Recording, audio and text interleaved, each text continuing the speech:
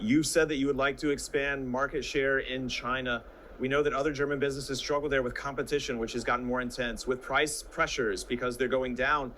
How do you expand your foothold when many are struggling just to keep the foothold they have?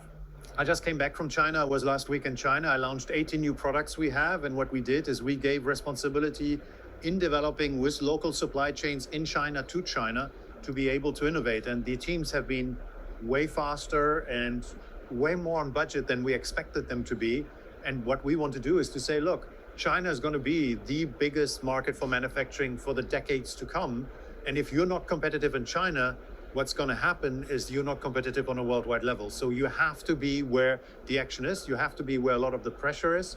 And if it takes investments to be able, which is local for local, which you need to put in place, we've done that and we will continue to push that. Is there a scenario, given the rate of competition, given the rate at which Chinese companies have become so competitive so fast, is there a scenario in which Siemens in 5 to 10 years doesn't look like it once did in terms of the foothold? We're 175 years old, or long older than 175 years old. And the only way we survived is because we constantly evolved. We constantly adapted. If you look at the Siemens, which was created, and the Siemens, which is now. So we constantly will adapt. That does not mean that we will retract from the Chinese market. It does not mean that we want to retract from any of the markets which are out there. You have to be as competitive with very, very sort of innovative products to do that. And that's why we became the patent champion in Europe, or we're the patent champion in Europe this year. And a lot of this goes into AI and new technologies. So if you ask me if Siemens will look like the same way than it looks today in 5 years, no, probably not, but that's a good thing. You have a prestige project in Chengdu in Sichuan province in China. As I understand it, a fully automated, AI incorporated factory. Can you imagine building something like that in Germany? We have it.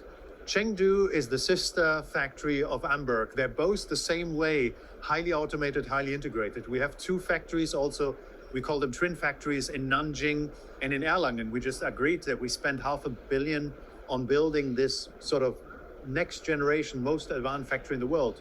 We started in Nanjing, which was the first virtual factory we built in the metaverse and then built it in reality in COVID times. We then have the one in Singapore, and then the next one we have is in Germany. So we believe in Germany, but these are mirror factories which we're building.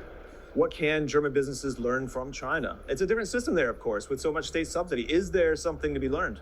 So there's two things. There's something called China speed. There's just the speed of innovation, which is important. And also some of the risk taking and saying we're just going to go for certain things and we want to be market leading in that direction. So these are two things which, as we developed also some products in China, as you just see with what speed and determination certain things get done. I'm sure we can do this in Germany, but that's something a bit more would be good to also in the German environment. All right, Cedrik Neike, thank you very much. Thank you so much.